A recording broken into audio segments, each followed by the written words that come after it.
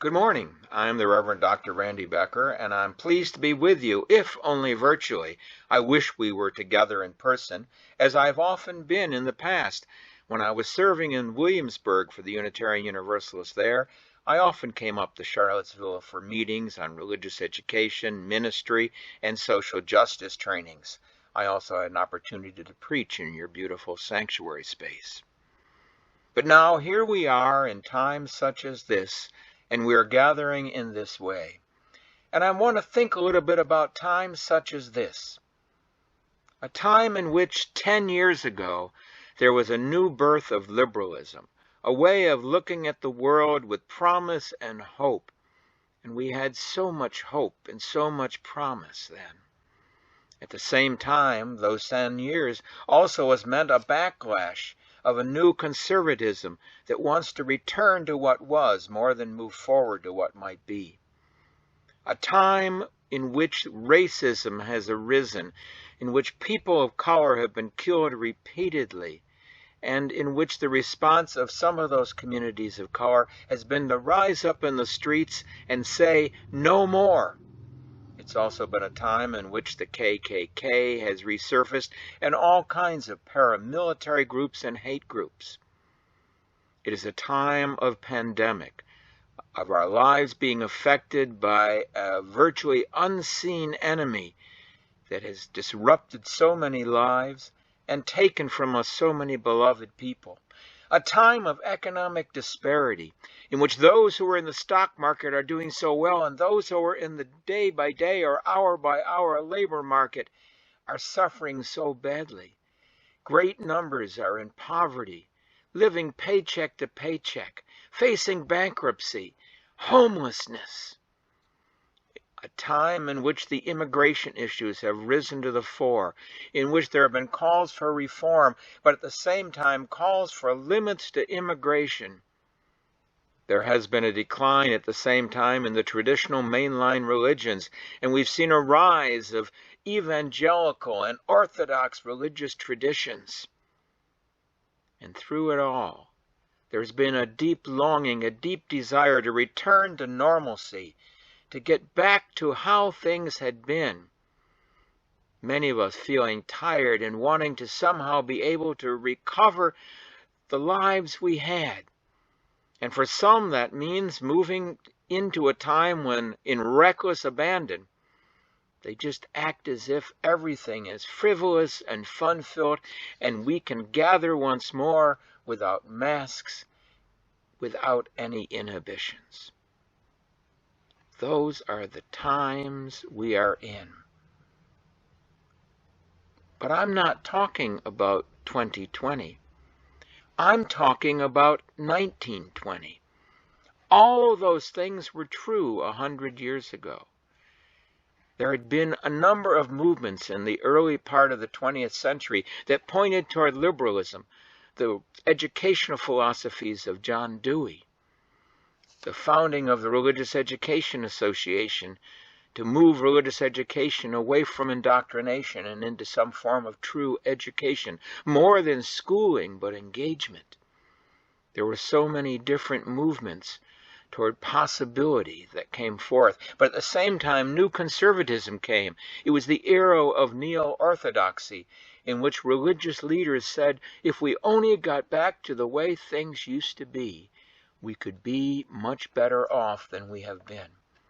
It was a time in which there were so many race riots, but I'm not talking about people of color rioting. I'm talking about people of whiteness rioting in black neighborhoods and wantonly killing and lynching people of color. And for the first time, those people of color began to rise up and say, no more. It was a time of the Spanish flu pandemic, in which hundreds of thousands of people, millions worldwide, died because proper precautions were either not known or not taken. It was a time of great wealth development for the truly wealthy of America, but there were so many people living in dire poverty. We remember those haunting black and white photos of people caught in the grips of poverty even within the shadows of the great institutions such as the Washington Monument. This was a time in which the immigrant status of America was called into question. In 1920, the first limitations on immigration into this country were enacted by executive order, and by 1924, they had become the law that said all immigration is based on those who are already here, not on those who desire to be here. As I said, within religion, with the decline of the mainline churches, there was this growth of a neo-orthodoxy that basically said if we can just get back to the words and the forms and the substance of how things used to be, all will be well. And people longed for a return to normalcy, to get back to the lives they once had that had been interrupted, in that case by war, by pandemic, by civil uprise, by so many different things. 1920, 2020, times such as this. But how did liberal religious people move from those times of 1920 into meaning and going ahead?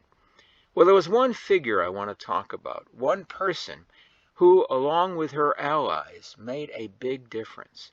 And that person was Sophia Fahs.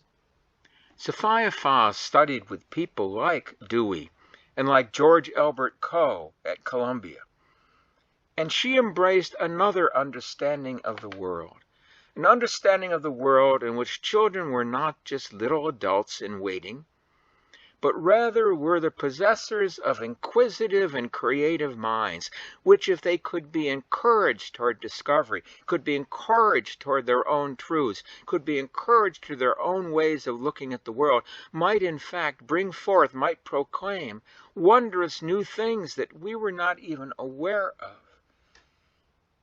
After a number of years of working within the mainline Protestant traditions, Sophia Fahs came and began to work for the American Unitarian Association, and then for the Council of Liberal Churches, and ultimately for the Unitarian Universalist Association. She brought with her the best understandings of what religious education was, that it wasn't just Christian education or Catholic education or Jewish education, but rather an education that tried to bring to children, youth, and adults the challenges of not just accepting what has been known, but to look at the world with new eyes, new hearts, new minds, to look in any situation with compassion and empathy, and also with inquiry, to take any moment of time and shape it within oneself so that one knew more at the end of the encounter than one did at the beginning. She advocated for the replacement of all kinds of text quoting out of Holy Scriptures, for an understanding that the Scriptures reflected a much larger truth, a truth revealed in nature and in the great epic stories that religion hands down to us. She felt that children and youth and adults were all capable of growth at all levels of their lives, at all times in their lives. And it was with that understanding going forth from her 1920 years within the Religious Education Association, moving forward, suggesting that there was a liberal path, that if we only followed it, we didn't need to return to a past that was flawed, but rather could begin to imagine and then create a world of the future that was even better than what we had ever had in the past. She, along with so many others in that liberal religious tradition of education, helped shape many of the things that we take for granted today. By the 1930s, the humanists and the Humanist Manifesto rose up, fueled in major part by the encouragement of this tradition of liberal religious education, of an encouragement to think for ourselves. Almost all the liberation movements of the 50s and 60s and 70s have their roots in this understanding that individuals have a power unleashed by their discovery, by their inquiry, by their capacity to think in new ways.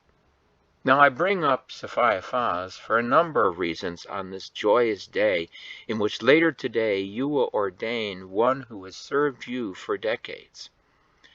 Sophia Faz served for many more decades, living up until her 100th year. But it was late in her career, after many decades of service to the Unitarian Universalist traditions, that she was ordained by a congregation as well. That a congregation, not the denomination, but the congregation, recognized that what she had done was minister to the spirits and minds and hearts of people of all ages, that she had shaped a discourse in the entire community of religion and of the larger world. And so she was ordained to a ministry based upon her religious education work, just as you will today ordain someone to our ministry based upon her decades of visionary work in religious education. But I want to share with you one of the things that Faz discovered along the way that I think is hopeful and helpful. I want you to picture a maze. You know, that labyrinthine type structure in which once you're in it, you can't see your way out. Now, I have to tell you, I have problems with mazes. When I'm in a maze, sometimes I have anxiety attacks because I have a form of claustrophobia, and I often avoid such mazes. But then I was told something. I was told that there is always an escape route that you have with you when you're in a maze. That if you just calm down enough and think about it, you have this path to your own freedom. And it's simply this, that if you choose one side of yourself, it could be right side or left side.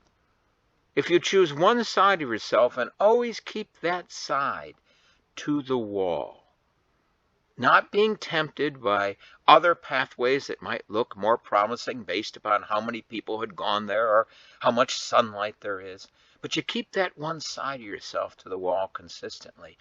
And you go along and you don't become discouraged and think I'll turn back or I'll take a different way because I haven't come out of it yet. If you keep that one side to the wall, and as you progress, you're always keeping that side to the wall, eventually you will leave the maze.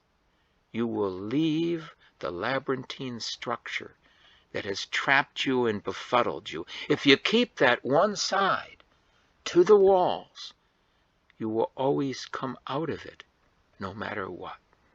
And this is what Sophia Faz knew and did. And for her, the side she chose was the side of liberality, the side of inclusion, the side of diversity, the side that believed that the more diverse we are, the more complex we can be, and therefore the more whole our responses to life might be. That was the side she chose, the one in which we trust. She trusted the human capacity to make meaning in life, the side in which she saw that what had been was only a prelude to what might yet be. And so she kept that side to the walls of life. And time again, she found her way out of the maze of time, out of times like this, to enter into new worlds with greater promise and greater understanding. And so I invite you to that same path, that as you go forth, think about that maze.